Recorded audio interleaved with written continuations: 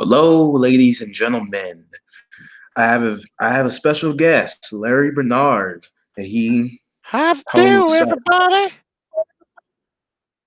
he hosts he's a freaking guest host of the Lobers with Jim Jesus and a co-host the Recording in Progress podcast Well, every it's Friday night. a live How are you? streaming podcast, you doobly do, but yeah, we're working on going fully live streaming and launching an escape pod off of Google, but I'm doing pretty good.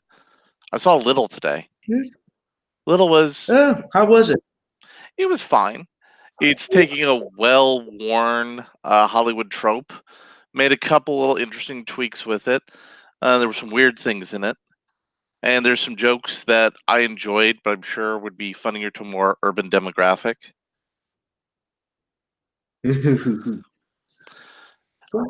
But yeah, so Volt's been trying to get me on here to do a little talky talk on his YouTube channel because on another Discord, I talk with Volt, frequently make him laugh. Volt frequently will read some really obscure and terrible political science or other screeding, and he laughs like this. And so Volt thought it'd be fun to get on here, and I was like, kind of going, man, I don't know what I want to talk about if I go on your channel. But then the Jordan B. Peterson versus Zizek debate happened. I was like, yes, this is a great topic to talk about because you're very active in the, I guess we'll call it the debate community on YouTube. Does that seem like a fair assessment to you? You're engaged in that um, space? I'm active in the political community of YouTube, not really Yeah, debate community. but there's a lot of debating involved in that. And I was Yeah. figuring we could look at this debate and look at it in ways to help improve your presentation. Because there's a lot of really great things to take apart that happen in this debate that are really good. Like, for example, Jordan B. Peterson showed up mostly unprepared for what he had to deal with, which was actually kind of amazing to me that would be what would happen. I mean, Yeah. Zizek is a student of Lacan, and Lacan is very dense, very esoteric for a lot of people. And I can understand why Jordan was like, whatever, I'll just talk about Marx. But what was fascinating to me is that Zizek had absolutely no interest in a debate, in a I'm blue, you're red, I'm blue kind of discussion. He was much more interested in talking about what they had in common and what areas that they could potentially have in common that he wanted to flesh out more and explore more with Jordan. And that's why at the end it was such a really fascinating and inspiring moment. It's like two people who are like your two meme-worthy intellectuals for the internet, like actual intellectuals, not pretend intellectuals like Neil deGrasse Tyson. They're sitting there and having a talk and trying to flesh out their own ideas and thoughts. It was fascinating. What did you think about it? Thought I didn't really like the opening when they gave their opening statements for nearly an hour together with Peterson giving his broad case against Marx and his acolytes or the system in the Soviet system, and Yeah. Zizek coming off as relatively he brought the focus to the debate admittedly, but he came off as Yeah. But he here, just kind of hard to understand due yeah, to but the here's what's accent. really fun about the debate. The debate format was designed to play to Jordan B. Peterson's strengths. It's an Oxford style debate. You have a proposition, very structured, and Zizek just dismantled all of that because he was far more interested in talking about things that he and Jordan B. Peterson had in common, like dislike for political correctness culture. Speaking of that, I watched the stream that Muke Mhm. did, and I saw a bunch of basically lefty people, lefty ID people getting mad at Zizek because he was critical against the what he called the LGBT ideology. Yeah, I just thought it was funny. but that's very interesting. Is Zizek is trying to Zizek's not really interested in having a broad, tight, expansive philosophy, but he's saying, the classical liberals and the right wing thinkers kind of have a point about the value of the individual, and that the ignoring the value of the individual is one of the greatest errors that the Marxist system and the left-wing system had. So that's why it was fascinating that that's where he and Jordan really had a lot of interesting strengths.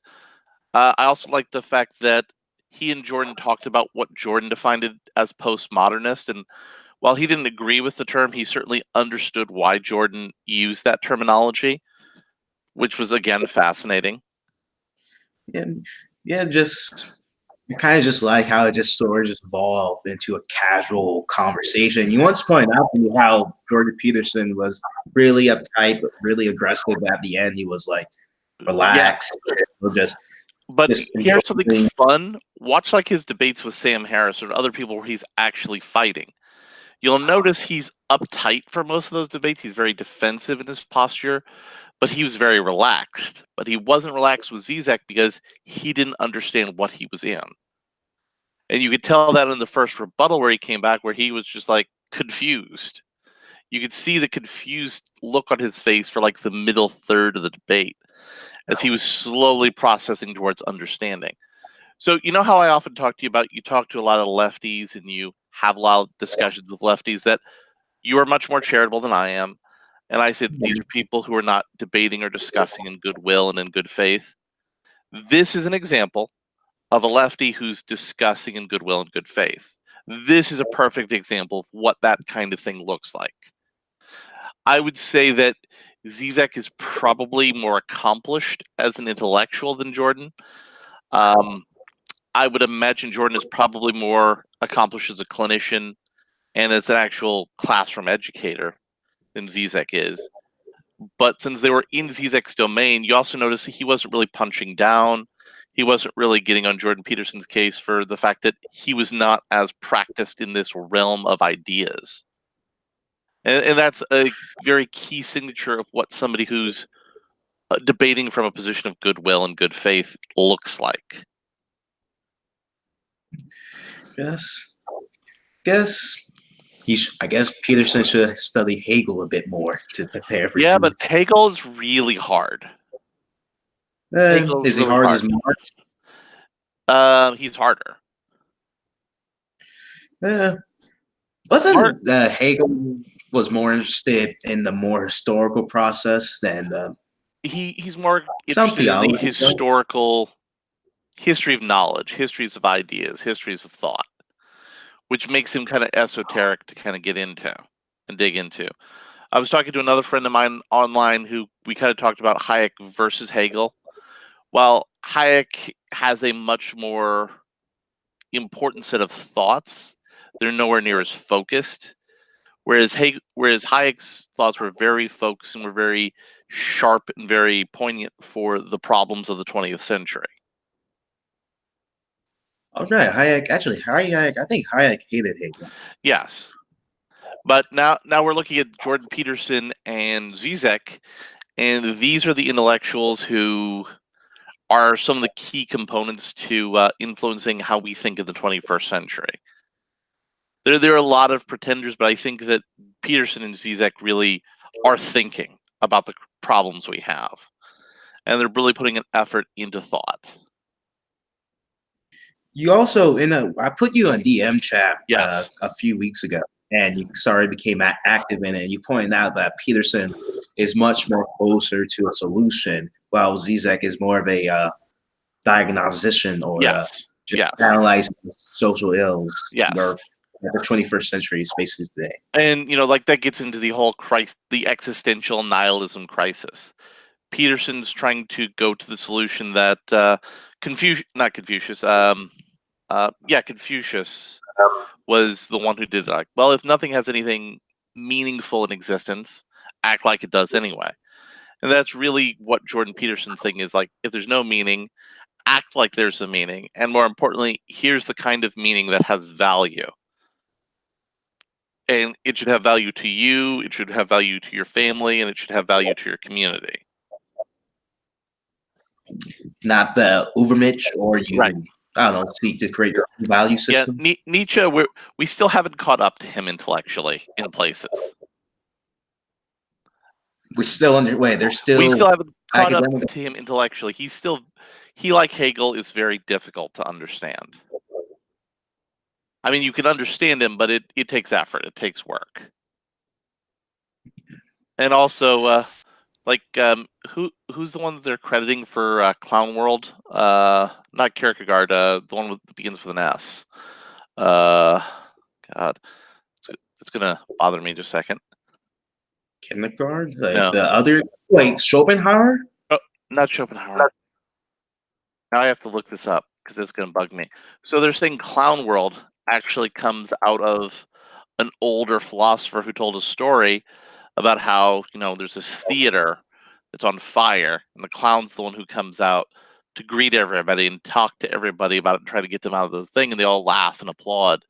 And then the clown goes back behind stage, and they tell him to go out again, and everybody then does an encore, roarious applause as the building burns down around them. And describing that as a metaphor for the troubled times that are at the end of the journey for a civilization or a culture. So there are a lot of older ideas that are just now becoming poignant in the world we're living in. So it's very interesting that Peterson is kind of rebuilding those ideas from a very mechanical, very process-driven perspective. The ancients and the classical thinkers did things for reasons, and we can use clinical social science and empirical social science to try to suss out those reasons, and we can then try to implement them in a way that's not as harmful, in a way that doesn't create winners and losers in an inorganic way. Wait, are you saying that we must? What's that anti-theist talking about? Are you saying we must learn No, wisdom from old men? no. What Peterson is saying is people did things the way they did them for thousands of years for a reason. And we have the tools to determine what that reason is. And we have the tools to determine if that reason is still valuable today. And if it's valuable today, we have the tools to determine how to do it in ways that are effective and not harmful. That's why he talks about how, are you saying men and women can't work in the workplace together? Well, it's like, well, we'll see, because that's really a very new idea. And we've not really seen what's happened from that challenge in the space. So to him, an idea that's less than 100 years old is still not really a strong enough idea to see if it actually works. Now, Zizek had an interesting idea that we shouldn't let just the competent people make decisions, because realistically, if we're being truthful about our society and our social order being democratic, the majority of people aren't competent.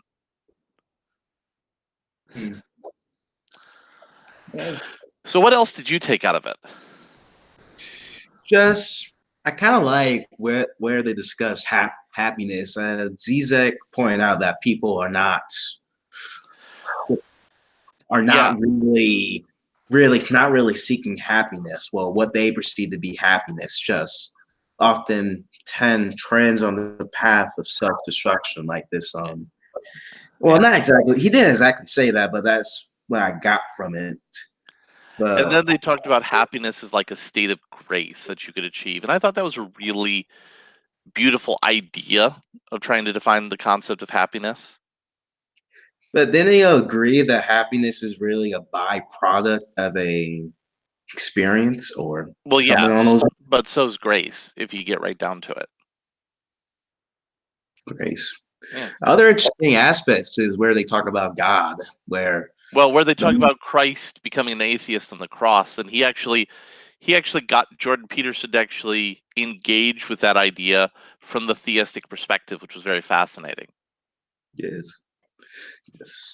What's your take on God, by the way, or on that story? Well, I tend to have a bit more of a confrontational view of God, which is odd for somebody who converted to a monotheistic religion from not really having a monotheistic religion, but knowing God existed.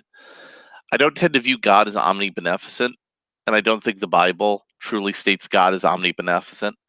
I think God is the author of all things, but the evil things are things that we choose to do. They're bad things that he's the author of, and the difference between bad and evil is really darkness. If you create light, you also create darkness by necessity. but evil is something beyond darkness. Just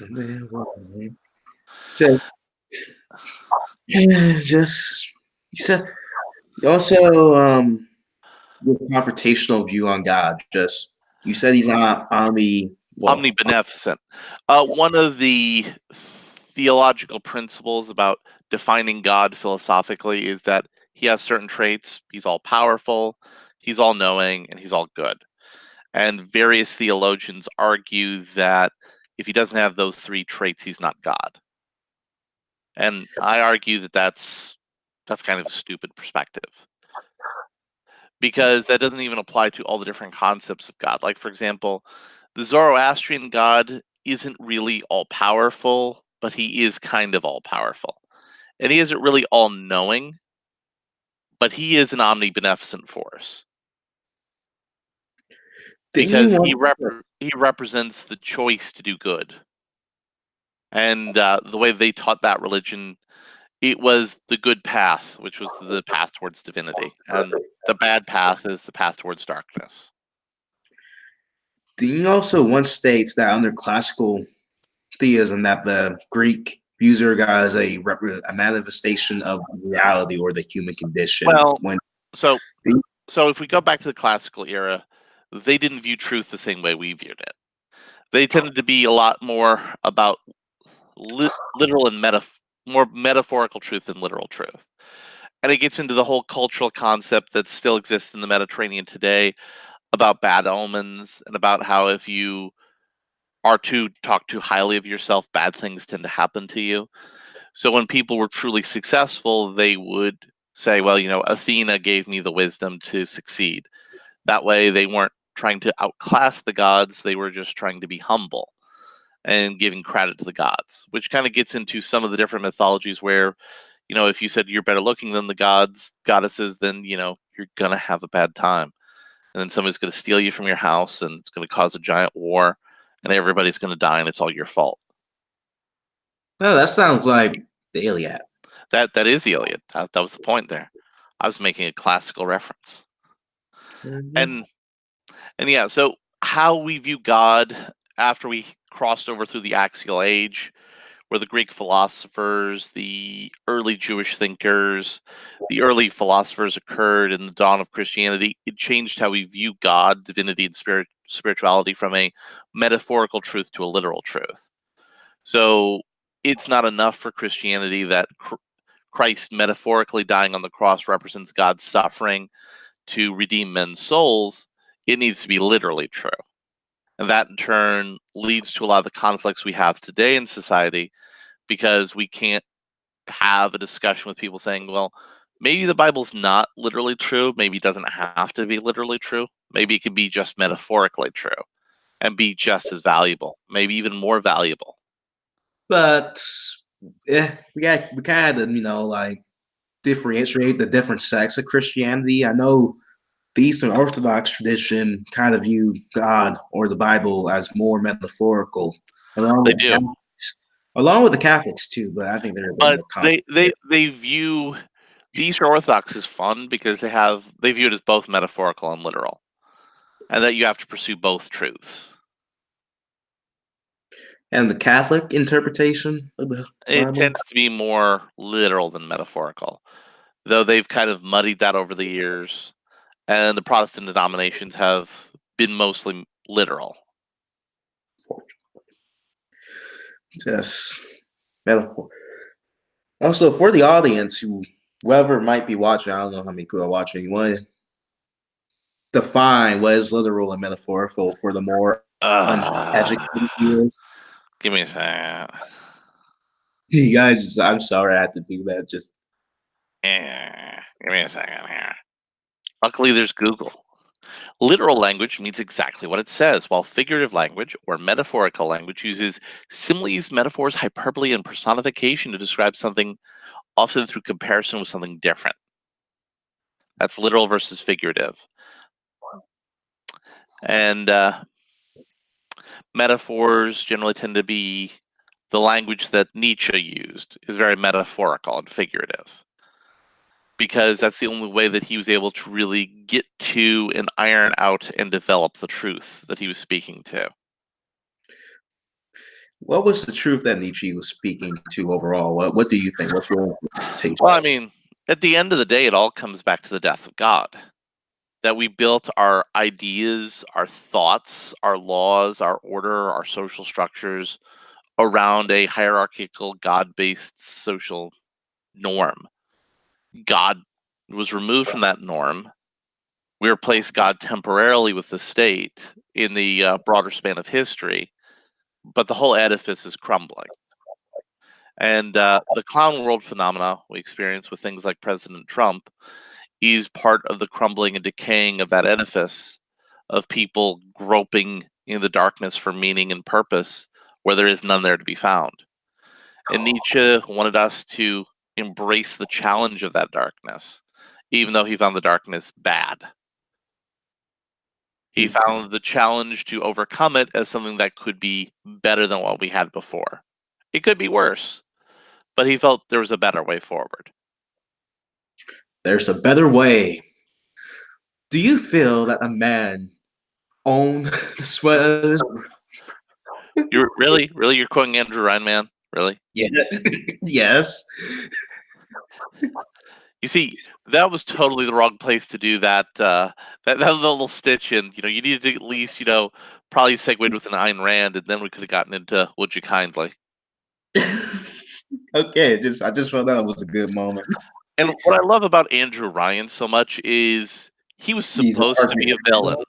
He was supposed to be the villain, but the story as it played out had Andrew Ryan as a tragic hero, even though the creator of the game still to this day doesn't see it that way. I guess he doesn't understand his own story or what he was trying to Well, critique. sometimes the truth of a story is beyond the author. Now, I tend to be mostly in the camp of death of the author, but there are certain authors and certain stories where I tend to sit in the camp of the author. Like with Fahrenheit 451, how Ray Bradbury used to drunkenly scream at people whenever he said that, whatever they said the story was about censorship, and it wasn't about censorship. It was about something much deeper than that. It's about the world where people viewed books and written knowledge as dangerous, not because it created revolution in ideas, but because they were just old paper lying around. It was a fire hazard. And we're very close to that world today. And in the world Ray Bradbury invented, people ignored those pieces of paper for screens. And you and I are talking over a screen, and everybody watching us is watching us over a screen right now. It's exactly what he envisioned. That's did he details the negative effects of that or the positive Yeah, effects? the negative effects of that. Oh, what's the negative? Because he's a 1950s science fiction writer.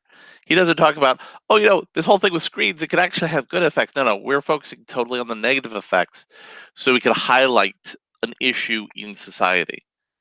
And like fake news would totally be a further development towards the point of that society of Fahrenheit 451.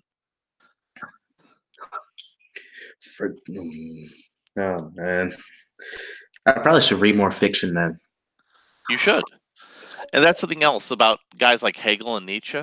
They read fiction, in particularly ancient Greek plays, and they tried to suss out truth from those plays.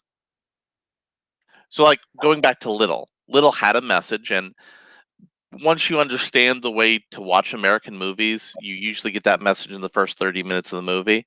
Though it wasn't as clear until they spelled it out in the third act that who you are at 13 is who you really are. And that's the last point you have before society beats your real self out of you and twists you into something you don't want to be.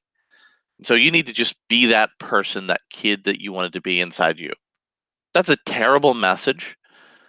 But, it's things like that that guys like Nietzsche and Hegel would suss out of, old Greek plays.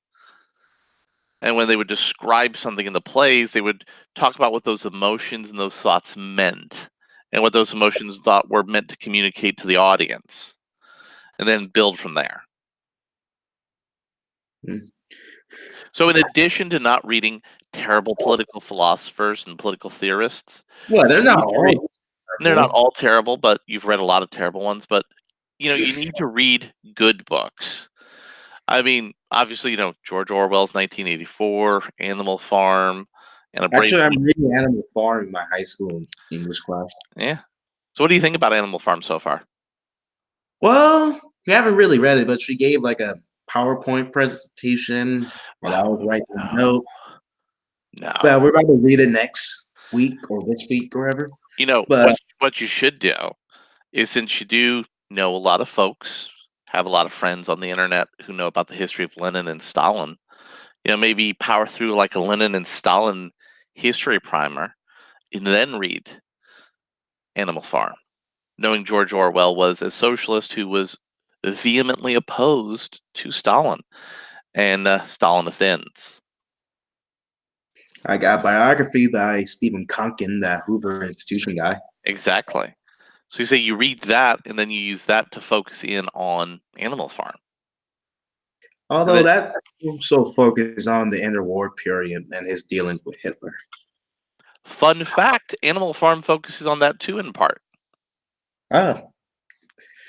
It focuses on the period from the Communist Revolution to the post-World War II era.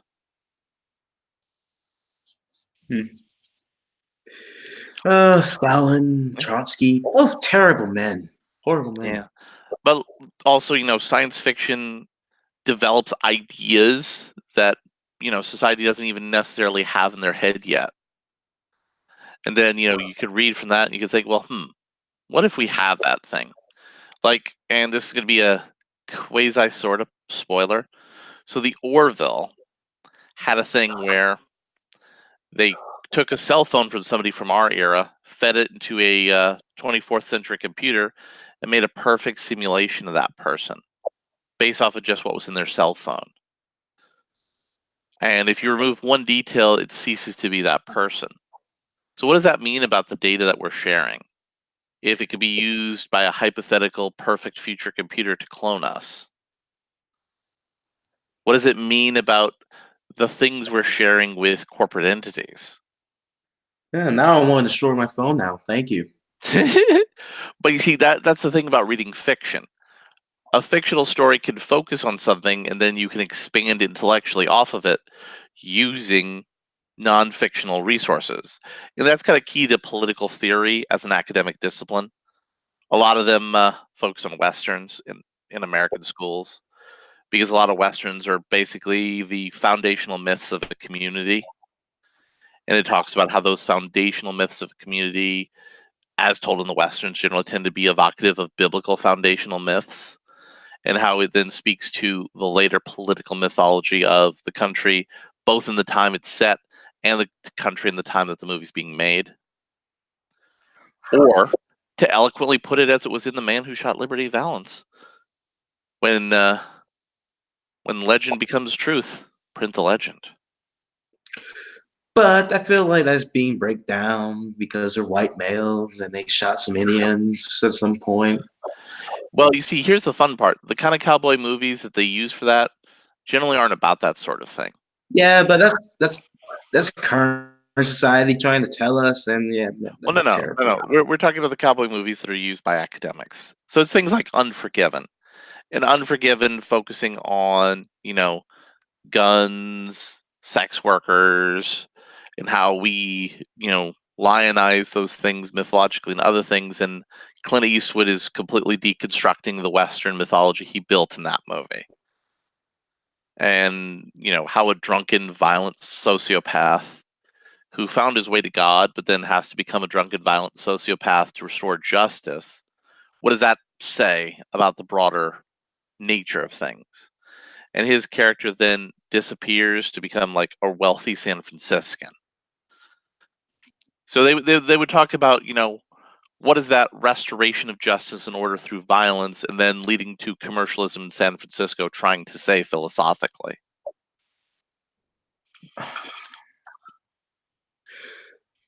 Give me a moment. Okay. And the math, social. My first instinct is, wow, that's kind of a terrible message. Well, that I'm not entirely sure that's the message the movie intended to create, but that's the sort of message that they would suss out of the movie. I don't know, like way I like stories being told. If a protagonist go on a path of redemption, I always just sort of feel like they kind of need to die at the end, and also the audience need to be aware that we Now, always that's a bad person. that's a old school Hollywood kind of thing. It's a very old school Hollywood way to look at movies. And I'm not saying Yeah, that it's wrong. I'm saying that the old school Hollywood way is very. It goes back to the Christian morality tales that you could have a hero who was sinful, but at the end he still had to pay the price.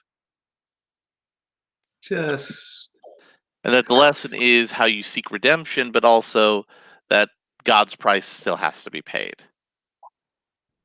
just not everybody can be redeemed. In fact, on Twitter a couple days earlier, it was talking about Azula like redemption arc for her, and I was like, no, she was a terrible sociopathic individual. She got what she deserved, Right. breaking down. But They misunderstood. Reich were losing their way at the end, and this was an idea that was not a good idea. So we're just gonna put like a little pin on that before we get back into it. Their point of view is that trauma is the key fact that defines oppressed and oppressor, social justice, social injustice. Everything's wrapped around this idea of trauma. It's a really big thematic idea a lot of people creatively have right now. Azula being abused and being evil because she's abused speaks to her weakness, not to her strength. Because, Zuko was abused by his father Yeah, quite violently and disfigured. But he was able to, through the kindness of Uncle Iroh, find his way home. You don't see that same dichotomy with Azula. She just was violent and abusive to everybody else around her. And that would be more of a story about, modeling behavior you see in a parent. She took to the behavior that she saw from her father because her father was the strongest, the leader of the people, that sort of thing. So she wanted to be like him. And Zuko wanted to be good and a good person like his mother, which gets into the classic, girls love their fathers, boys love their mothers sort of thing. oh, man, just the way the story kind of applies. She always kind of has sociopathic tendencies. Like if you read the comics or just enough from the show, like they always kind of implied that she was bad from the very beginning. And you look at that one episode they did where all the Fire Nation gang went to a normal party, and she like completely disturbed and freaked out everybody else. Exactly. Now, I was speaking to my leftist friend about that. How like I used the volleyball scene from that episode. And, like she was just like, yeah, total victory, domination. Is like, huh? She's a crazy bitch.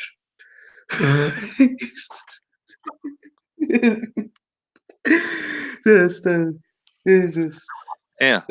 The thing is that you don't want to trust Break right now because there was a Triforce. They were 2/3 of what made Avatar work, but the last third was the guy who's doing the Dragon Prince right now on Netflix, and unfortunately, he doesn't really have a compelling idea for that show. His skills play out in the show, but there's not a really compelling idea. I use Avatar: The Last Airbender had several compelling ideas. Just it's kind of hard to get into them because I have to think about them, and there's like a lot of compelling ideas. There's a lot of things in that show. Mm-hmm. Several things. And like She-Ra, the new She-Ra cartoon, it's kind of trashy, but it decided to do some interesting things. And I kind of respect the show because it did some interesting things, and I understood some of its bad artistic choices to reflect and support the themes it wanted to tell the story with. The problem is using She-Ra for those things wasn't really a good choice. Hmm. Oh, what does that? Okay, given my story preferences and how would you describe me in that? Like how I view a plot or how I view a storyline. Okay, so we can make the Superman joke, but I'm not going to make the Man of Steel joke. I'll be nice on that. I mean, like let's pick an anime. What would you say right now, if gun to your head? What's your favorite anime? um, I'm just a normie when it comes to anime. I just watch Dragon Ball or Naruto. I think Hmm? Naruto kind of. So you tend to be somebody who's very engaged with the heroic journey. You're very engaged in the classic story of heroism. So pick a Yes. Western cartoon other than Avatar: The Last Airbender, which is great. We were both talking about it already. I I'm older. I tend to look back on those shows. I tend to have fond memories of Ed and Eddie. Eddie's just well, that slapstick cartoon. They didn't particularly promote any set values, but Mm, well, it did somewhat in yeah. comical fashion. But when I look on that show, it's a not a deep show, but a show that kids can and adults can relate to. So again, you're wanting something that grounds, tradition, binds people together, typical heroic journey, that sort of thing. And Candy was okay. Not a big fan of it. Yeah. Um, Danny Phantom, Very Odd Parents. Didn't age well. Didn't you know? Eh, No, Fairly Odd like Parents I it was odd fairy tale. when So I watched, it didn't age well because I realized, wow, I actually like this mm, because it was corny. Like the dialogue was corny, the plot was corny. Just yeah, it's good for kids. yeah. Yeah. So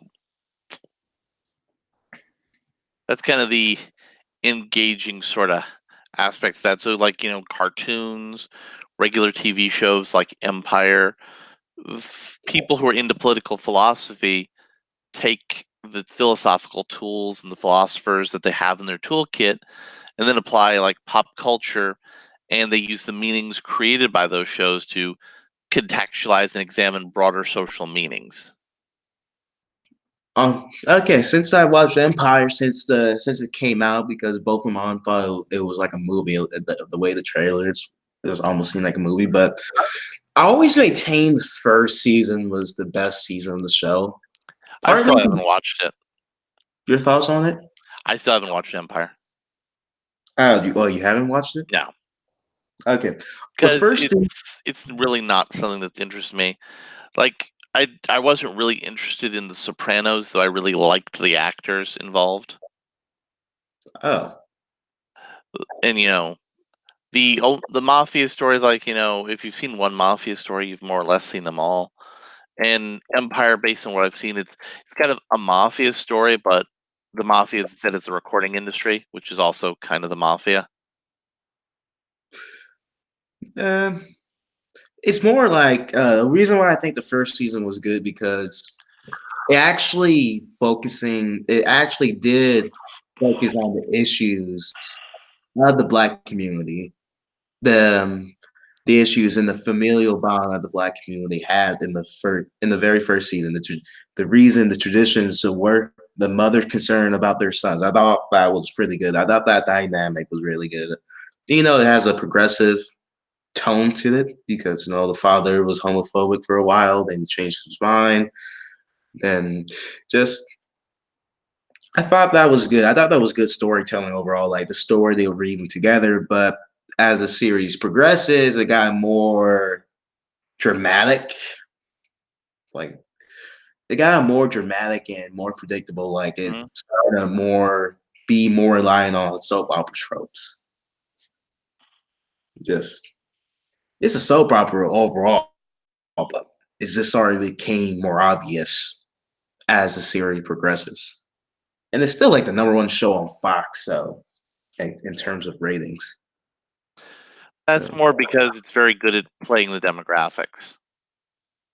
yeah. Well, it was not. It's not as popular when it came out. I think it came out in 2014, 2015. And let's talk about something really juicy. Let's talk about Rick and Morty. And Well, no, it's not really juicy. It's really saucy. oh, okay. Rick and Morty has, huh? It's actually has a terrible message behind it. Does it have a terrible message? What's its It message? doesn't even have a message. But it does have a message.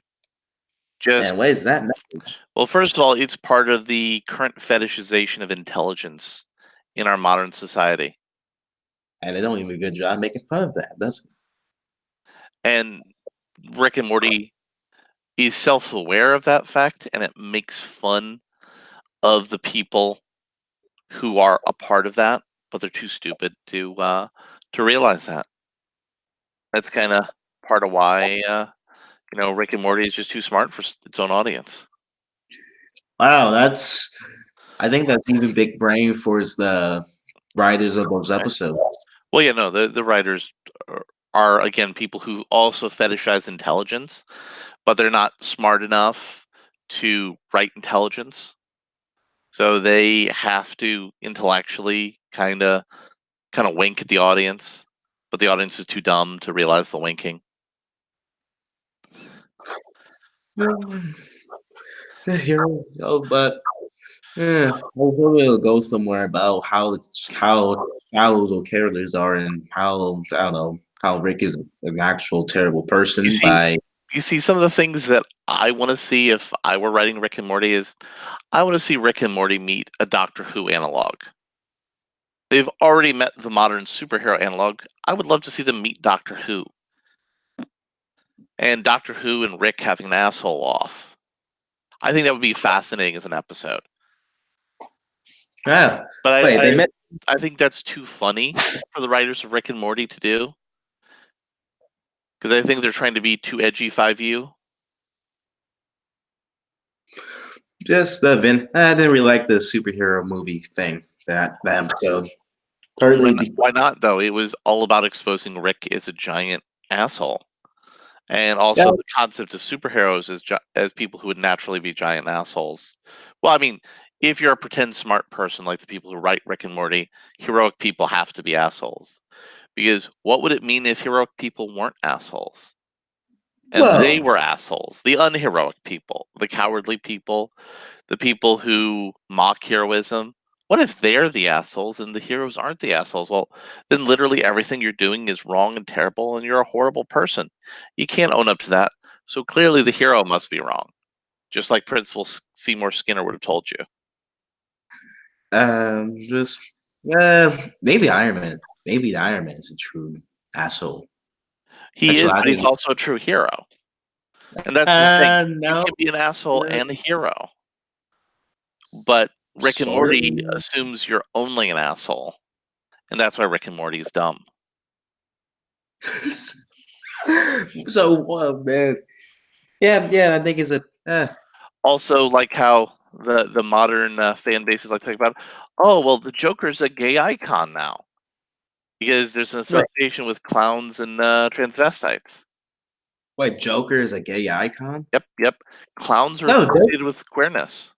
no, the Joker is supposed to be the epitome of chaos and evil and other depravity. How can That they get that's what he used to be. Now the Joker's gay. And he has a girlfriend, or did have a girlfriend. Yep. Have a But girlfriend. she left him to further make him gay. That's Think about it. that's Think about it. Gay people wearing makeup, wearing flamboyant colors. I mean, I could go into the whole, I think it was 30s or 40s Joker crime spree that's all about committing a series of boners, although it's not that kind of boner. uh, I wish people go back and think that the Killing Joke was a vindication of Joker philosophy, but it was actually a critique of that. It was I a wish. double failure of the Joker's philosophy. Like anybody who thinks that literally was not reading what Alan Moore wrote. I think a lot of people think that though. Yes, because they're dumb. Yeah, I think the wisecrack people actually think that. I don't know. I guess, yeah, yeah, because he failed to demonstrate that Jim Gordon didn't went insane after showing pictures of his daughter's mutilated body. And the second, what's the other double failure? The other double failure? Yeah, the other failure. The other failure is Batman, obviously, because Batman doesn't kill Oh, him. He's always trying to make Batman stoop to his level. Something they all something right. they adequately explain in the Red Hood movie. I just can't. I can't.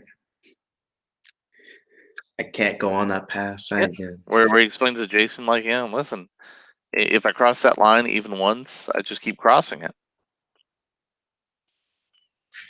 Yeah, man. Yet Jason didn't really understand. Nope, He was nope. angry. And they toned him down a little bit, but he was still the violent Batman that fans wanted. Well, Under the Red Hood was a good animated movie. Like, It was. It really was. and Superman All Star should get more credit than they do. Like, it should. The comics and the movie. Mhm. Let's see. Let's talk about other trashy show, Legend of Korra. Ugh. I mean, it does some good things. It expounds how anarchism is a terrible philosophy and generally leads to dictators and horrible consequences. Like, the Catalonia thing and the French Commune thing and Mm. then the free territory of Ukraine thing. All of them ended in failure. I wonder why. It's because people need rules and structure. There's like you don't need. It's all about how much structure you need.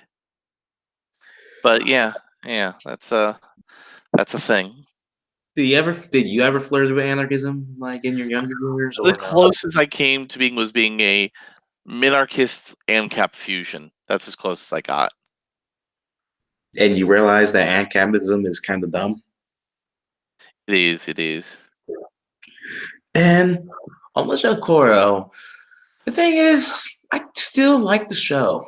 I really It like was visually compelling. They had some good ideas that they didn't really stick the landing on. I already told you that I like the origins of Avatar One. No, no, no. We're not talking about that. So they made the decision that to make Korra different, they were going to have her be good at almost everything. She's a Mary. I Well, no, no.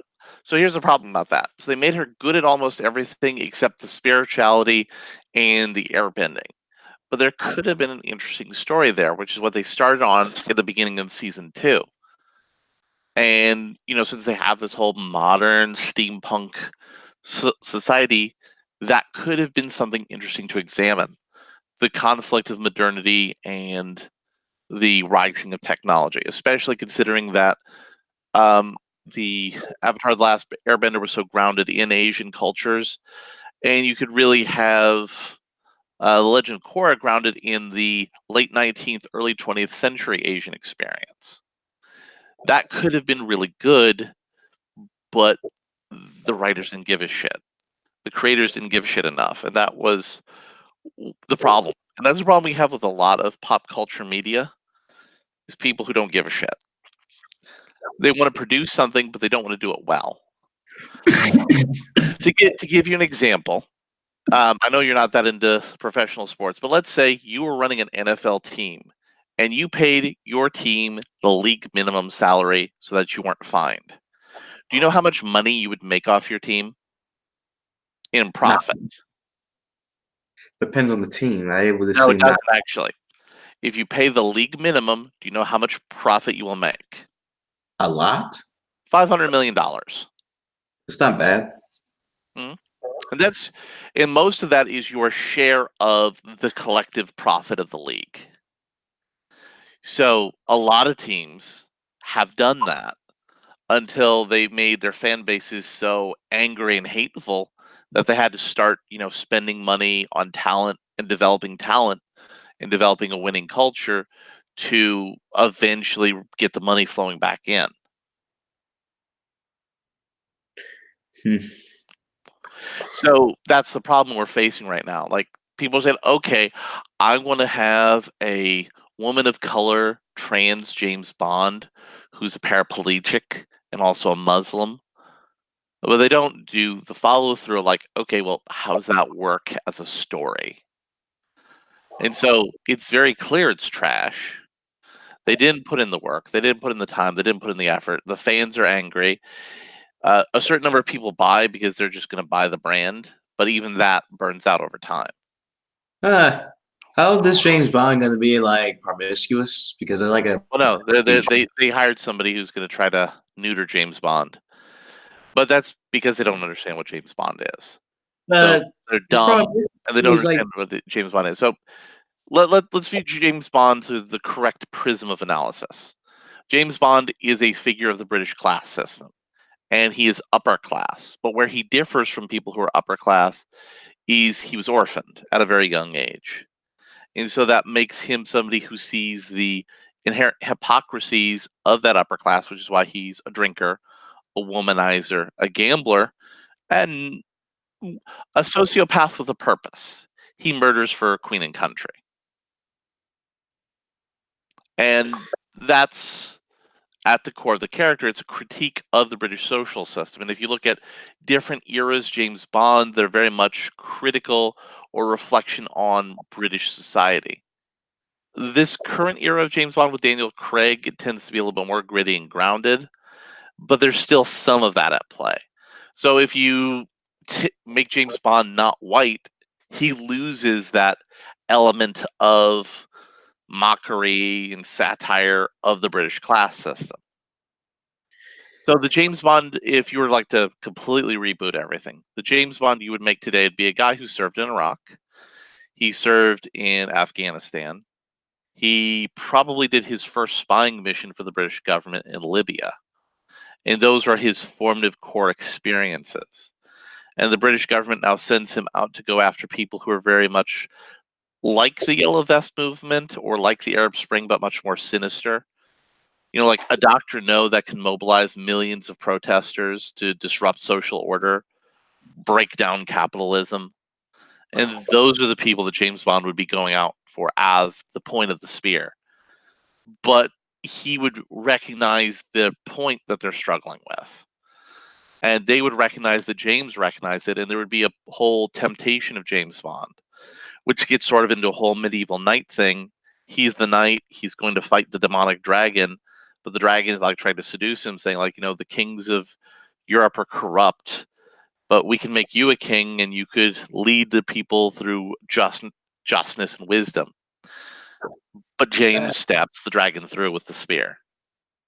And that's the core of what, if you were telling a modern story of James Bond, you'd want to do. that doesn't sound as compelling to me. Well, no, that's like the archetypical structure of that. Mm. Just are they really gonna go through the black James Bond thing?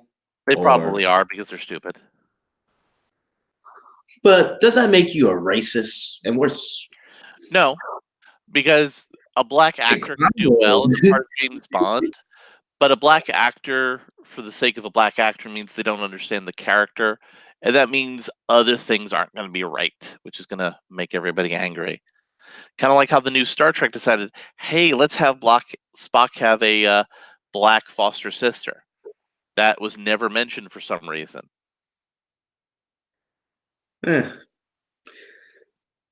Well, PC culture is cancer. So great, yeah. Yeah, it's ruined entertainment that I have to consume, so I don't have to think. Escapism is a vice. Is a really fun vice. A great vice. It is. Yeah, yeah. So let's talk about you for a few minutes. What got you interested in international relations? What made you So I watched study? a Ben Affleck movie, the one where he did the Jack Ryan character, and I said, "Hey, I could do that," because it was basically a CIA recruiting movie. And so I went to school to be educated in that area, and I kind of branched off. Why you study specifically East Asia or just I've always loved China and Japan and East Asian culture. yeah. Yeah. You want to tell me any interesting stories about their relations, China and Japan, particularly post So war? let's kind of use a metaphor in the West that's more familiar. The Romans viewed the Greeks as the other civilization. The Greeks, after years of domination by the Macedonians, shared that view with the Romans. India viewed China as civilized. China viewed India as civilized. Japan tried to be viewed as civilized by China and India, but they never let Japan in to play the reindeer games. And that sort of is at the core of a lot of the struggles of what's going on today in Asia. China still views itself as the middle kingdom and the central pillar of the world. And the world's moved on from there. And China is Yeah. trying to restore what it has always had since ancient days. Yeah. The milk. So, what do you think the United States should do about that? Because there's like Oh, people still talk ultimately, about ultimately, the United States needs to lead China towards the point where our common interests come together, because our common interests are stronger than our common interests with Russia, and are stronger than China's common interests with Russia. so you're not a fan of the containment policy or the current strategy of the U.S. government, which is kind of half-assed, kind of. Uh, Ultimately, China wants the kind of world that we do for very different reasons, but they want a commercial power role in the world because you're a country of 1 billion people. The difference between 7% unemployment and 12% unemployment is the difference between, a normal society and a violent revolution. So you want a commercial republic kind of state so that there's not that violent revolution. And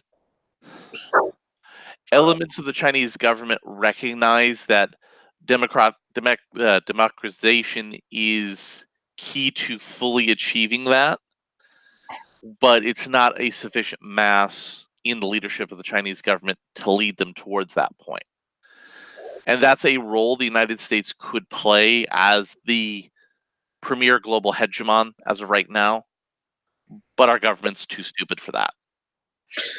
yeah, you have smart government or a smart administration like Reagan or Nixon. Well, Or Reagan and Johnson. Nixon were closer to smarter than what we have now. Clinton was even closer to smarter than what we have now. Bush is definitely closer to smarter than what we have now. There was a real sharp drop off between Bush and Obama, and Trump's all over the place. I don't think Bush was a great. We're not talking about great. We're talking about diminishing returns. Oh, all right. There's diminishing returns between Clinton and Bush, and there's a greater diminishing returns between Bush and Obama. It'd be nice. Be nice if we're not living in clown world right now. But we are Hong Kong. Yeah, yeah. Can we actually live in a society just for 10 No. minutes and that likes? No, because Why? if we lived in a society, then Sargon couldn't say, "I wouldn't rape you." But And Sargon, apparently, that's what we need to say now. Sargon, he's an idiot. Yeah, That man. Why did he say that to that reporter? Because blah, blah. Because that was because like a really thing to say. because it's internet bravado. He's trying to sell himself as the champion of edgy boy free speech. But that was like terrible timing and on a really hot potato issue, like such as Well, rape. forget the terrible timing, the hot potato issue. You have to lead people back to that degree of free speech. We've slouched towards the Gomorrah of government control of speech and thought, and we're probably going to continue to slouch for some time.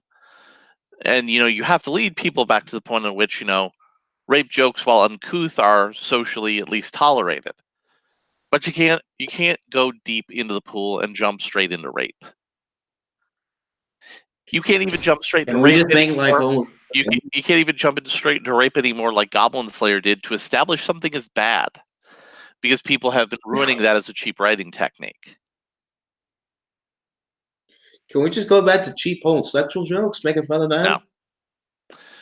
Why? At the end of Nah. the day, homosexuals and normalization of homosexuals is here to stay, and we have the AIDS virus to thank for all that. Wait, how does that correlate to that? We have like a. So let's talk about some of the things that were in the excesses of the gay culture of the 70s and 60s. You know, these old stories about, gay bathhouse sex, anonymous sex in gay porno theaters, things like that, which probably didn't happen to the level that they're happening now. The stories of them happening now are, but the things that happened, and that definitely led to sexual diseases and death of a lot of people. So people within the homosexual community realized we need to sexually behave more like heterosexuals to not die. And that became a core component of why homosexuality is more normalized now in today's society than it's been in any era since ancient Rome. And it's on track to become even more normalized than it was since Rome. And as homosexuals became normal and as they skewed towards higher end jobs, big companies wanted them to have the ability to get access to all the premium things you use to encourage workers to be successful parts of your enterprise, like health insurance and other benefits. So the pressure for marriage of some sort became inevitable, but we didn't control that so that it would create a position where, there would be a separate homosexual institution for marriage and a heterosexual institution for marriage, because various other social trends were pushing against that. But instead of sticking that landing right, we tried to fight arguments that weren't winnable. And if anybody had intellectual honesty who was making some of these fights, they would know they weren't winnable. But, gays being normal people is here to stay. Adam and Steve being your next door neighbors, mowing their lawn and being just as normal as straight, ordinary people is 100% here to stay. And is that a good thing or a bad thing? It's an indifferent thing. No. Well, we all got a gay cousin, right? Yeah, basically. Yeah.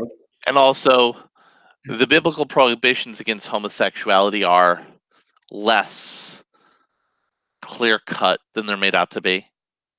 The prohibitions against onanism is not what people think it is, because they don't read the Bible properly.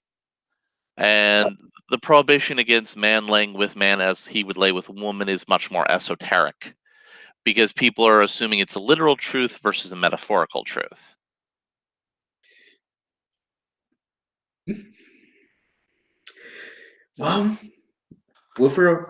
Well, thank God there's not any progressives. To scream at me or chastise me for having you on. Well, why is that? I'm encouraging you to broaden your perspective.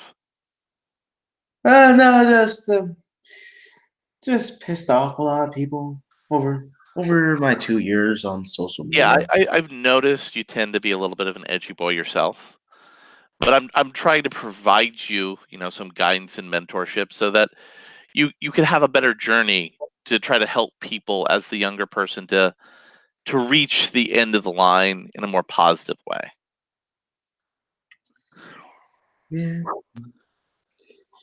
Just God, sometimes I messed up. I feel defeated for a while, then I move on.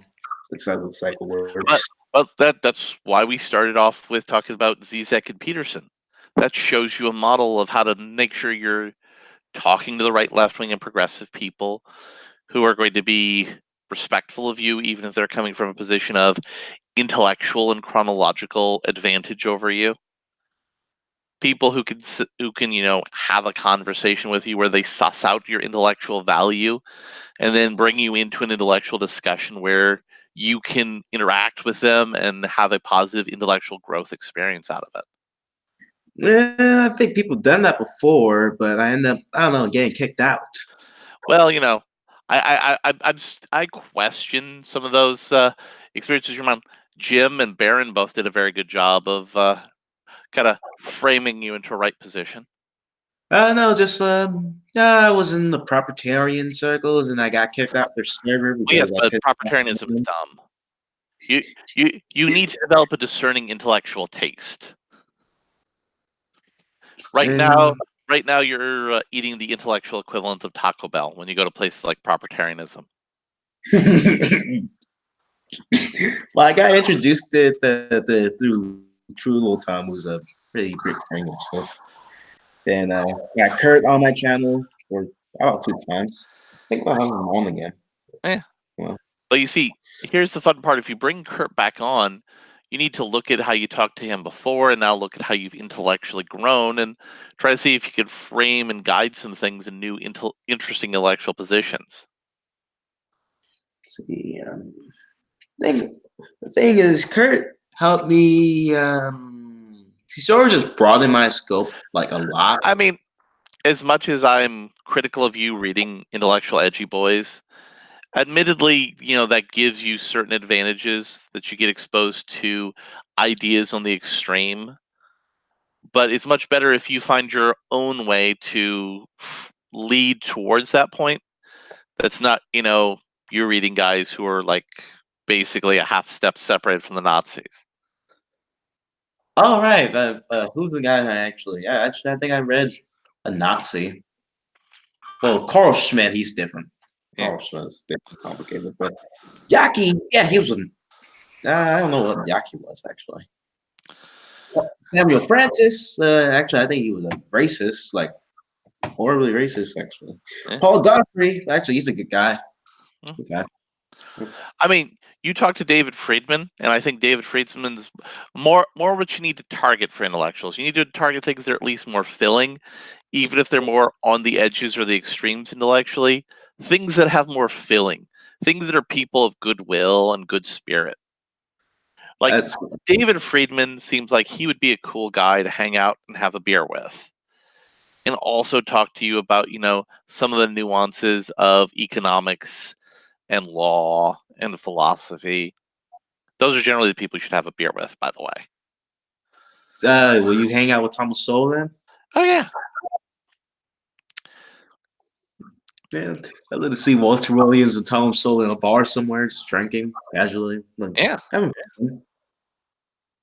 And that's another reason why I've been trying to prod you towards some other things too. In addition to fiction as a source of a different way to think and different ideas, fiction also serves an additional useful purpose of broadening your palette so you're not just consuming the one thing and having that one thing warp your perspective. That's why it's good to have a hobby that you focus on because that hobby, helps broaden your intellect and broaden how you incorporate ideas. Like boxing. Well, that's more of a sport than a hobby, but yeah. Yeah, just like, come on. I think I don't know. I was hoping to have like a deep conversation about boxing and masculinity someday with someone. I'm not that someone, but that would be a fun conversation. Yeah, yeah, boxing fan. I'm not really a boxing fan, and I'm much more casual about sports. So I'm not the person who could really wax poetically about the sweet science. Yeah, just I could fake it, but not well. yeah, yeah. There's something beautiful about punching somebody in the face and doing a double leg takedown. Well, no, that's more MMA. Uh, that's In boxing, that's really doing a leg work that's less good. Professional wrestling is fascinating in different ways. So something I recommend you watch. I don't know if I recommended it before, but Max Landis did an interesting video that talked about the progression of Triple H as a character in the saga of the World Wrestling Federation / World Wrestling Entertainment. And that's what's really fascinating with wrestling, and how wrestling uses physical conflict as part of their storytelling. The actual non-physical conflict part of their storytelling kind of sucks right now, but how physical conflict at least is supposed to, and most of the time works as part of the story. And I miss 2011 was a good year. Great year. And 2012 too. Yeah. So, do you have any other interesting, compelling questions, or do we want to leave the audience wanting more so that you could try to have me back on later? We can do a few bit more. Okay. Okay. Okay, a book just arrived. I think you saw it. Mm-hmm. I got Samuel Huntington's book. Who are we? Who are we? The Questions of America National Identity, where I only got into it. I only got on like on page 80, but the way he going with it is like he is trying to lay out the foundation of America core national identity, which is basically like he's very. I think he was alive today. I think he would be highly critical of Francis Fukuyama because in his most recent book, Identity, he was sort of in favor of a civic national approach, like to fix our problems, like creedal nations, like a Well, creedal nations. America has always been a creedal nation. The fact that we're Yeah, going but away from that is the problem. yeah, but with Huntington, traced our he viewed it as a part. He viewed the creed as a factor, but not the whole thing. Like it's a half truth for it. It's just a in So his own way. it really gets into the genealogy of nationalism and the genealogy of secularism. So the idea originally expands out of Westphalianism. America was the first set of innovations after Westphalia and continued on pretty much unmolested by the later innovations that occurred in France. Though that's become more of a aspect that's integrated into our thinking in the 20th century about it. And that's just part of the fact in the American soul, we always feel somewhat culturally inferior to Europe, and that Europe has a more authentic culture to so many of us. And now we've of course transitioned to the authentic culture is the brown people and the yellow people and the black people. Our culture is not authentic, but we can't enjoy the authentic cultures anymore because that would be cultural appropriation and wrong. Sorry. But civic nationalism is the core of American identity, and we need to get back to it and get to a point where we as a people actually have literacy in that idea again. The way he's trying to frame it as like it focused on religion, like religion as a foundation for our culture, American culture. Well, Well, I specifically mean, Anglo. civic nationalism is an outgrowth of civic religion. So it's the idea of America as a god, if you will, a god that unites all Americans. Not as so much a literal god, but figuratively, it's the god we pray to. And the only other country that is similarly connected to that idea of a civic national state is Israel. But And that's where Israel is uncomfortable in a way that is fundamentally Jewish. Is it has both a ethnic nationalism and a civic nationalism at its core, and those two elements at its core are always in fundamental conflict. just you also note that America tends well, this is until recently that America tends to define itself by its race for a very long periods of time.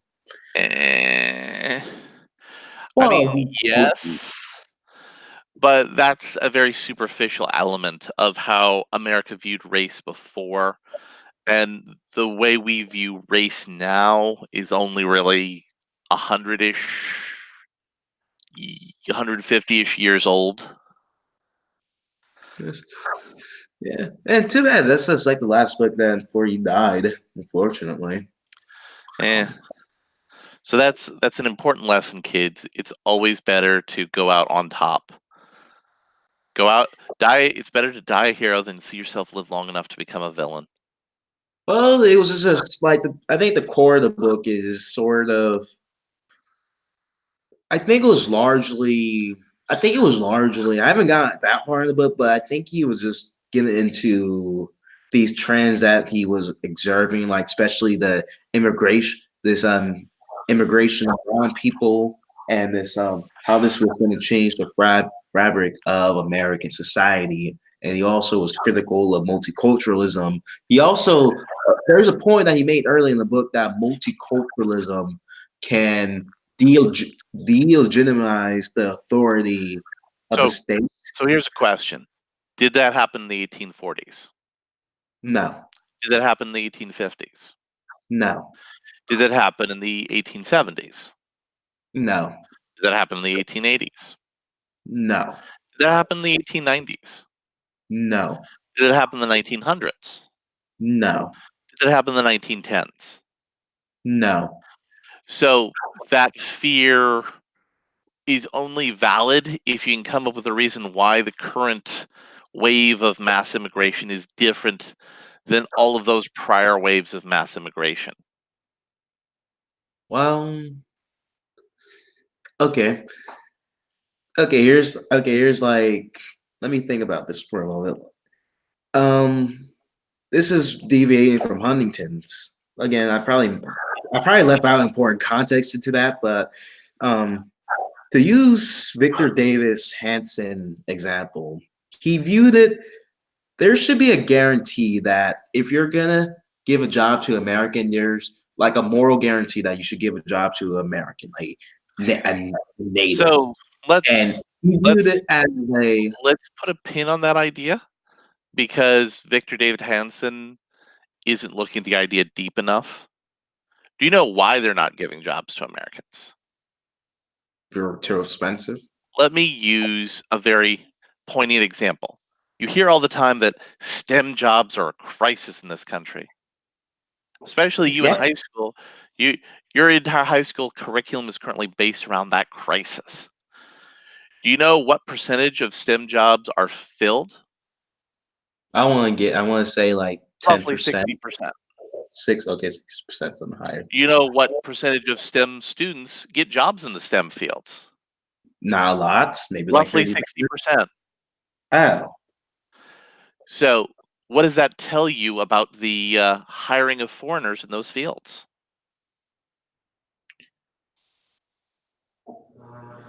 I guess hard. I guess Americans don't want to be hard. No. American graduates of college for STEM degrees tend to demand higher wages than foreign students of American colleges of STEM degrees tend to demand higher wages. And the new students tend to be hired to replace older people with STEM degrees. So people my age and older tend to be getting phased out. All sorts of weird corporate conspiracies and coincidences happen, and they tend to get pushed out or pushed up into management positions. And the corporations use a lot of chicanery to say, oh, well, we have to hire, Samir from India to take this job. I mean, sure, we got half a dozen Americans who apply for it, but we can come up with a legal reason that we can only hire Samir for this job. So it's about greed. Let's call it what it is. It's about greed. And it's also about having employees that are more subservient and compliant. So it's still a moral failure. But it's a much different and deeper moral failure. And the people who are making that moral failure are the people who are making the moral decisions on censorship and control of thought on our online spaces, and now soon controlling political thought and expression in online spaces. VDH did not really, I don't know, didn't really explore that aspect. Nope. You watch those clips too?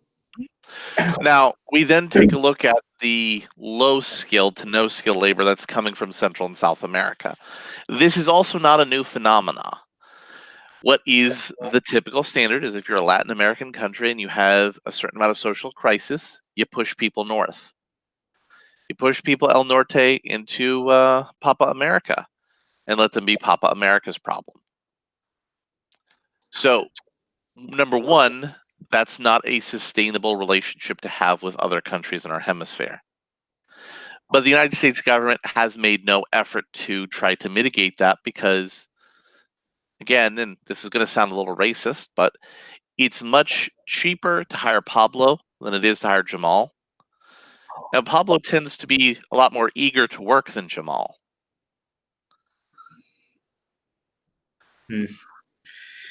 And you know why it's cheaper to hire Pablo than Jamal? Priority? Well, No.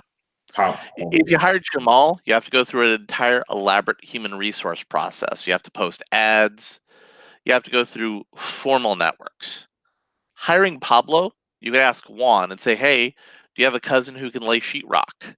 They say, see, my cousin Pablo. And he helps get Pablo up north with the coyotes.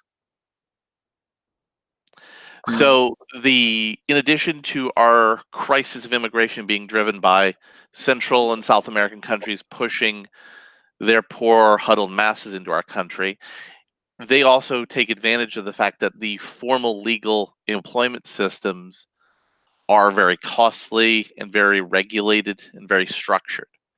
So they take advantage using informal social networks. And again, do you want to spend 8 weeks hiring Jamal or do you want to get Pablo in 2? Pablo in 2. Exactly. And then we, of course, we kick that up another level. Pablo is more likely to be subservient and obedient. He's not likely to, make a big fuss when you tell him he can't go to the bathroom on the job. Jamal's going to say, no, man, I got to go to the bathroom. And if we controlled our border for immigration purposes, like we did in the 50s, what happened is those companies that were saying we had to have illegal immigration or unrestricted immigration were forced to innovate. And they thus made core products and core staples cheaper, easier to afford, made it easier for people to get core nutrition. So, in addition to, allowing other countries to be evil and push their suffering people into us and being evil and manipulative and controlling and taking advantage of people who can help us cut corners in the legal system, we're also allowing large corporations to have the government take all the costs of providing their labor versus actually innovating and lowering their costs and making their product more valuable. But we can't have a discussion about that for our immigration crisis because we have to deal with the dialectical, you just hate Mexicans, don't you? Probably should stop talking to Canadians because they love multiculturalism. Well, they don't have the culture in Canada, so that's probably why. And yeah, And I'm being mildly flippant. There are elements of a Canadian culture. Not as many elements as the Canadians would like you to believe, but there is a Canadian culture. I don't want to be completely flippant about that. But multiculturalism in the United States works in a sort of gumbo pot kind of scenario. The civic national identity of America is this gumbo pot with sausages and spices and other things put into it. And together, those flavors create America. And that is even today with Hispanic immigrants that are viewed as a crisis. With Hispanic immigration, those people are becoming part of that. It's a little bit slower because large corporations want to provide benefits to these people immediately. So it's very commercially important for them to do business in Spanish and to encourage them to not fully integrate linguistically. But it's still happening at a rate similar to previous waves of immigration. Actually, he made that important part about linguistics. Yeah. But again, that multiculturalism works. Now, what's happening in Canada, for example, you have large Chinese firms buying up hunks of Canadian real estate and having immigrants vote with their feet like the German immigrants tried to do very early in our nation's history, that didn't work because eventually the idea of America sucked them in. He also mentioned that too. Yeah. Oh yeah. Oh, Canada, 30. Yeah, I think I've been talking to Canadian leftists for a while. And I do say the cultural anthropologist you had me talking to on your little Twitter thread was pretty cool. yeah, he's not Canadian. He's from Virginia. Okay. I mean, I knew he was from And Virginia. he's deaf.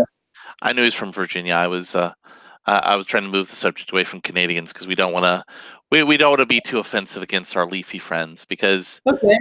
our leafy friends periodically they fit hand in glove with us, and we want to encourage them to that positive relationship. Okay, let's talk about cultural agorism, which is stands for CA. He's quite possibly one of the most educated fellows I ever met on my internet travel. And we talk a lot. Mhm. We talk a lot about Hayek, Kissinger, Solon, and what they have contribute. This might interest you. Like you're sort of against the alt-right conception of intelligence being inherited, all that mess. Well, the IQ is not as much of a measure of intelligence as we think it is. And while genetics and IQ both correlate with intelligence, it's part of a broader basket of factors.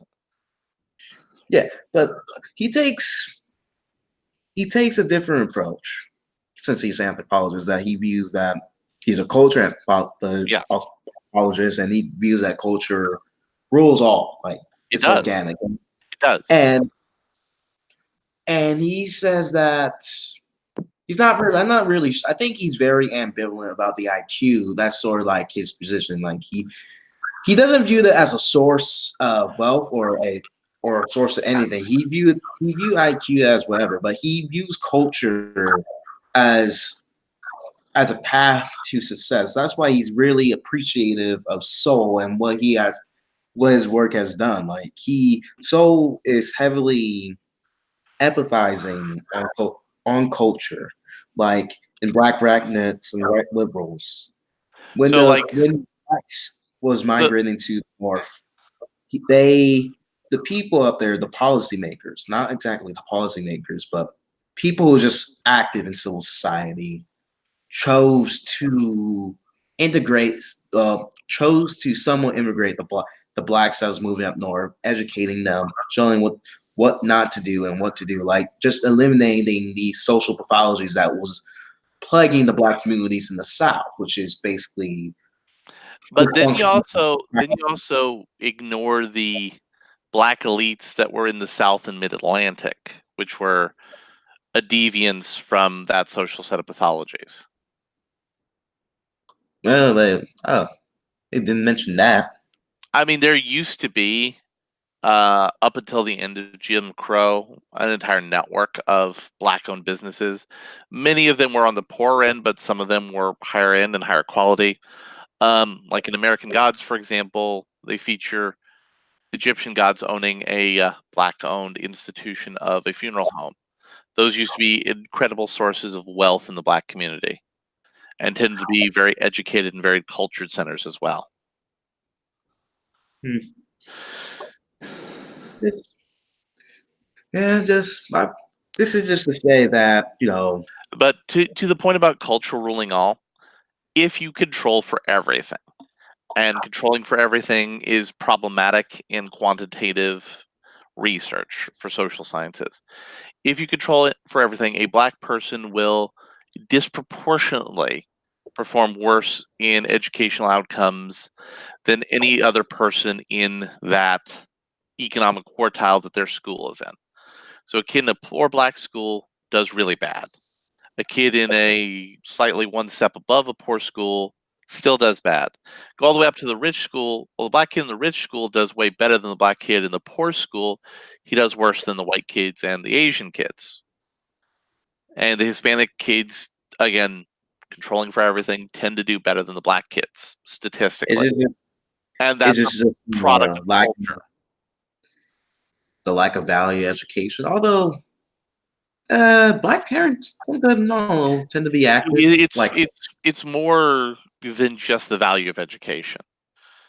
Like, do your parents read books to you? Do your no, parents, as you're growing up as a child, read books on their own? Do they have value? Do they find value in reading books? yeah, somewhat. But you see, as a white child growing up, they will have their parents read books to them. Their parents will read books on their own that they see as a child. The parents will hold value in books. And so the child growing up views books as valuable and begins to engage with reading, though that's declined in recent years because of various social factors. But so that's like one of the components is much more than just valuing education. I don't know. Germans tend to do extremely well in education. That's because they're extremely authoritarian in their educational system. But even other countries, they tend to do extremely well Now, in education. that gets into some interesting little hiccups. So, the countries that tend to do better than us in education, do they do more homework or less homework than we do? I'm gonna assume less homework. Do they do The more? counter Do they do more tests or less tests than we do? probably less tests. Do their teachers make more or less than ours? More. They make less. Really? American teachers, when adjusting for other factors of inflation and purchasing power parity, make the most out of all the developed countries. Live and lied to. Well, there are various caveats with that, but they make more. Now, that's the aggregate. Now, when you break it down, things get interesting. So, a kid in elementary school in the US, a teacher will make slightly less, if I remember the statistics correctly, than their European counterparts. So, the highest skilled and highest paid teachers tend to be in the schools that have the highest impact on long term learning. Whereas in Hmm. America, the ones with the highest skills and the highest training are in high school, where by the time a kid gets to high school, it's usually too late. Yeah. Also, in America, when we look at education, we get into how our union structures pay for teachers. So, teachers with more education and more experience have higher pay than newer teachers. So, thus, the average pay is very high, but the pay for most working teachers, the median, isn't representative of. But even with all those caveats, our teachers tend to make more. But that is also flip side of the coin. Our teachers pay more for healthcare. Our teachers tend to pay more for housing as well. They tend to pay more for food because that tends to be kicked in with value added taxes. They tend to have less luxuries.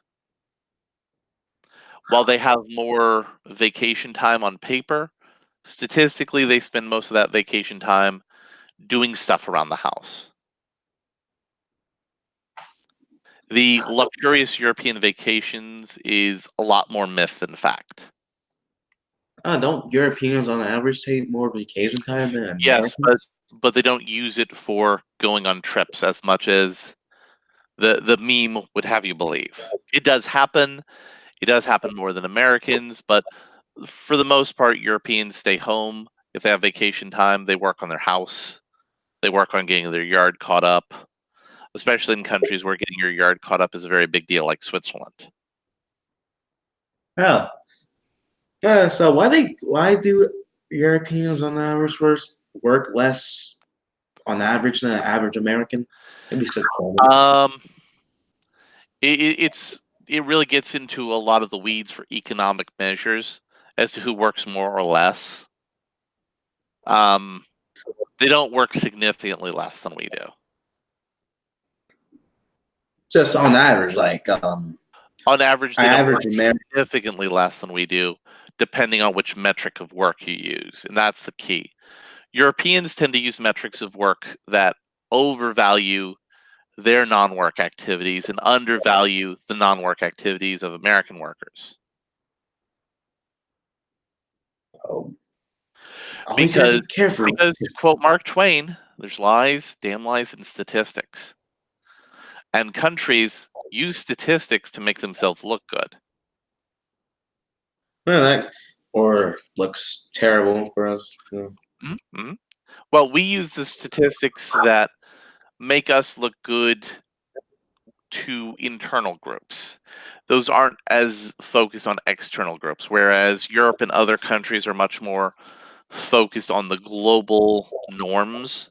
So they tend to focus on setting a better global standard. Which is why in Cuba, any child that dies within the first 72 hours after birth is counted as an abortion. Huh. Supposedly, Cuba has the best healthcare. Yes. Those are things that people like to say when they don't want to actually talk about how there's a tiered healthcare model in Cuba. And if you're a party member or an elite, you get very good health care. Or if you're a foreign visitor, you get very good health care. If you're a member of the military or like a bureaucratic position, you get middle tier. And if you're an average member of the proletariat, you send a request to your American cousins to send like cleaning products to make sure your room is sanitized, blankets, and antibiotics. Yeah, yeah. Cuba is definitely a wonderful paradise, man. Like when you go there, it's feel like you're just walking in the past, dude. And not only are you just walking in the past, if you go to the right places in Cuba, you can buy an underage child. It's a very common thing there. Man, you make it sound like it's an ad cap paradise. Well, no, it's not a paradise, it's hell. Exactly.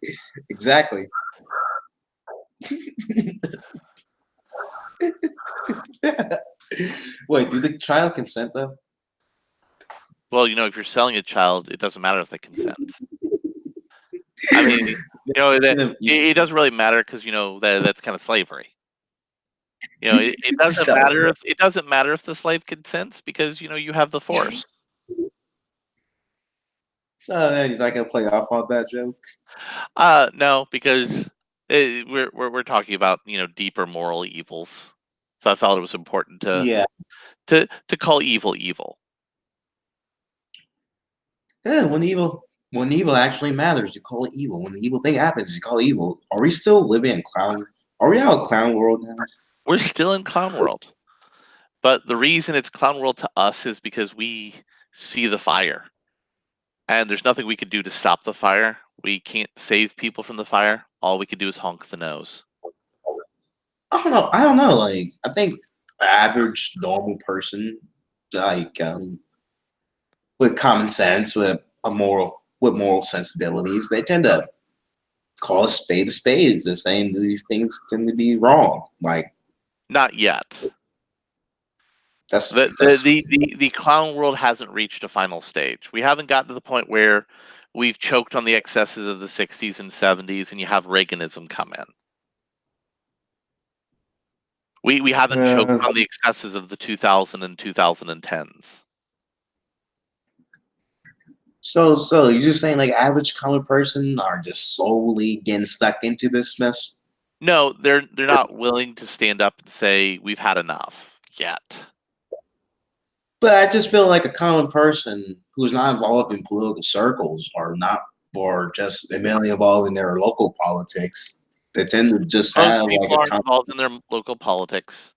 Most people are only involved in their national politics in this country when the election time rolls around. Yeah, I think I'm just trying to say is that, like, for example, there was a school where like a group of boys ran into the girls' bathroom to protest the new gender rules for bathrooms, and the girls violently blockaded the boys' bathrooms. We're not at the point yet where people are willing to put out the fire in the theater, but the clown may get to stop honking his nose. We just have to wait. I just want what's wrong just hoping or just observing that people have like more common sense than they have. Common sense isn't common and never has been. And Yeah, also, to get you back to the topic of fiction and kind of wrap it around for the end. Robert Anton Hyland, one of the great science fiction writers, started writing science fiction for young adults, segued into writing science fiction for older people. One of his concepts was the stupid ages, the mad ages, a period of time where everybody loses their mind, everybody loses their shit, and things don't make sense. And Well, he I swear Futurama got that. Huh. hold up. So his characters are looking back in the past at that age. But Robert Heinlein was writing about his literal experience of that. We're experiencing that now. We're living in the stupid ages. We're living in the stupid ages right now. But we live in a period of human history where historical context and living memory has been shortened to the time a YouTube video or a Twitter tweet can stay relevant. So the best way to stop living in clown world is to encourage people to have historical context and have a broader sense of historical memory. Because we're going to be living very soon in a time period where the people who experienced World War I are all dead, where the people who experienced World War II are all dead, where the people who experienced the Holocaust are all dead. So, well, we have people who experienced the Cold War in Vietnam, although they're retiring. Well, they're retiring now, so we kind of need to focus on all of that. We gotta need to focus on having historical context and memory.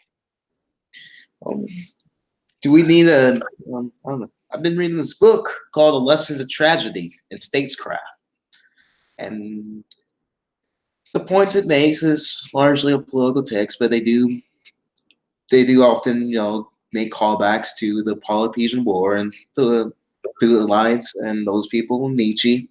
Mm-hmm. And they mentioned that Athens, Athenian culture, they placed the center.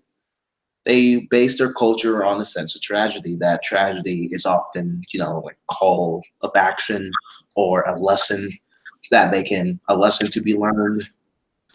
And this was like, do you think we need to have a more, I don't know, like a more fragile sense of being, that things are fragile, history is fragile, and things are more bad than they appear to be, so we can have so we can be more functional? So this is gonna be my last volley. I think 2 hours is a good time for you for this. We don't want to go too long.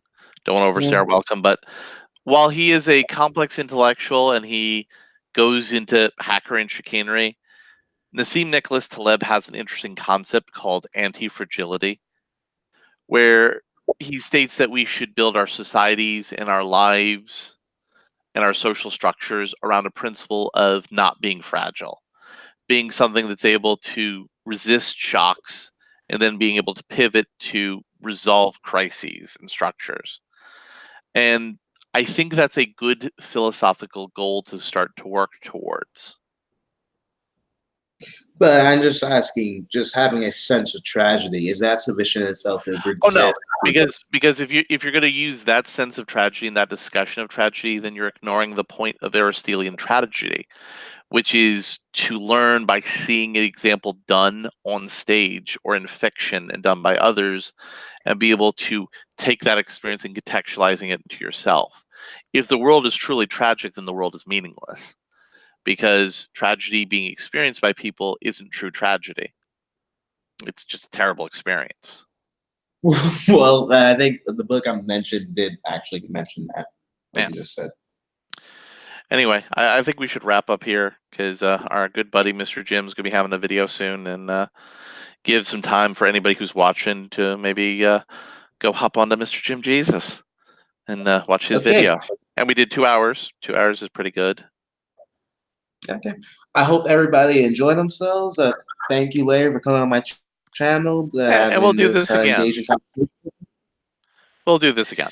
And I'm kind of surprised we talk more about pop culture, if anything else. Yeah. But, you see, we need to level up your ability to get into pop culture, because that, I think, could be a key for you to unlock philosophy in a truly deep and interesting way. Okay. I also hope everybody enjoy their Easter Sunday and Yeah. enjoy their week the following. Good night, everybody. Yeah. Goodbye.